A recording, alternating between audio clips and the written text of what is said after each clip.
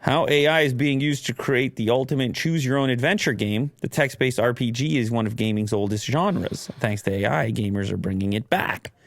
We were talking about this the other day. This brought me back to our conversation where it was like the YouTube text-based adventure, like choose your own adventure.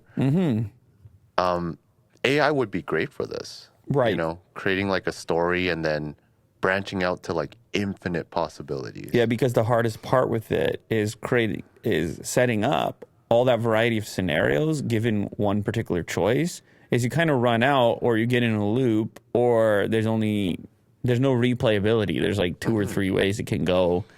It's just a limitation on the production side of something like this. Now, in text, how much fun can you have in a text-based game?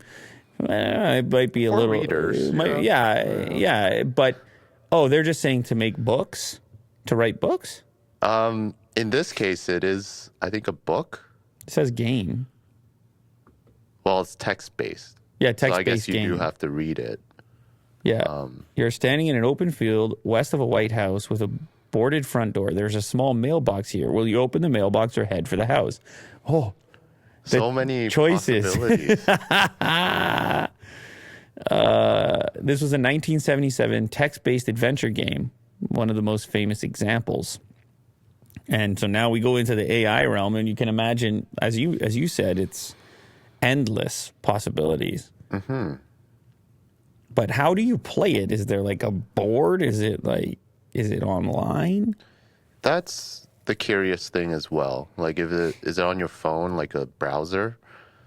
But I would imagine like it would be as simple as that, and then everyone can opt in to play and have their own adventure. You would want to have some art as well. Would that could also be AI generated? Yeah. It's like the other day I was messing with, I don't remember which one it was. Maybe it was Mid-Journey or whatever. And I noticed that in some cases it can actually take a group of like disconnected characteristics and do something pretty convincing. As long as you're not too specific about it. It's like when you start trying to get hyper realistic is where you run into issues. If the game only suggested topics for generation that were kind of fiction-y enough, you might buy into it. Yeah. Anyway, is this an example right here?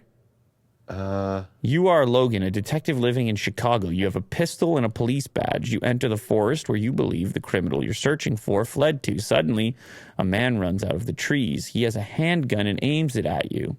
Option 1, you point your gun at him and shout, "Freeze, buddy." Here's the outcome if you do that. He points his gun at you. What should you do? Do you shoot, dodge, or surrender? Freeze, you shout, aiming your gun at him. He fires at you.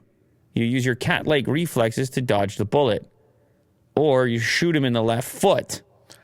Yeah, it's so kind of descriptive. The whole game, I guess, takes place in just basically, from the looks of it here, a kind of text window, which is cool, but it could be even cooler if you were able to add some art and stuff to it as well. And maybe like some sort of time-sensitive prompts, like in this case, you know. Answer quickly, you're like, shoot him in the foot.